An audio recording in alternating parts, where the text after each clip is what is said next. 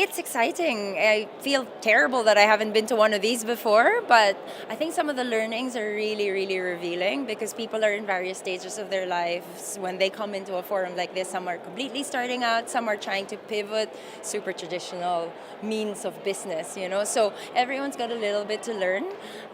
One thing I took away was there's still a sense of how do I do purpose, how do I do profit together? Like social good feels like that is not profit. That's not what business is for. So there's that. And then I think this whole innovation, people are still trying to find out what that truly means for them, whether it's personal. So there was a question, how do you innovate in your daily life?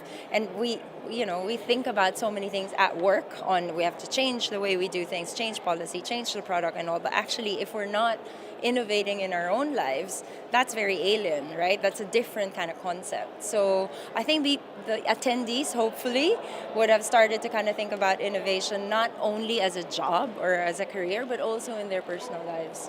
Wow, well, I left a corporate job, so that is the first difficulty, but I think my purpose personally was very clear. It was to help other companies kind of define what their strategy on purpose and sustainability is.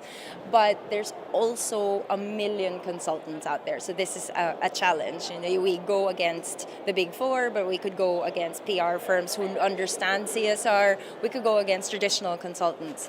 So one of the challenges is what is the optimal way of running a business that isn't exactly like what we are used to. So big overheads, expensive, because at the end of the day, the client is not going to pay for that, right? If you have massive overhead, then it's expensive. But the mission or the purpose is to make Asian businesses be a force for good. So if you want to help them be a force for good, you got to also make it cost efficient. You can't be charging millions to help them become more sustainable. So we've actually constructed a model, and it's really interesting because my insurance manager last year said, so you're the Uber of sustainability consulting. And I said, what does that mean? And he said, well, you've got a model where no one is a traditional employee. It's true. Everyone's freelancing, but at the same time, they are exclusive consultants or advisors at the purpose business. So I have someone who's an expert in mushroom farming. I have someone who's an expert in marine biology, someone who understands green buildings, and someone who understands ethics. So when we go to a company, if that is what they're looking for, we have the right people for it without the overhead, without the expensive traditional consulting costs, which hopefully is part of the secret to many successes that we've had. But yeah, we look forward to a lot of other businesses getting started on their journey to be both profitable and purposeful. I think a lot of us took a risk, and I think this is true for a startup.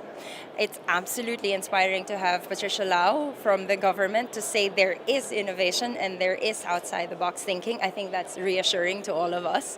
And one thing I guess is that there is hope in terms of the next generation doing things differently, because even if we are so used to people saying you can't do this, there's a policy for that, you can't do that. The truth is, if there is a mass underneath that say let's do things differently, there will be change. And I'm really, really hopeful with that.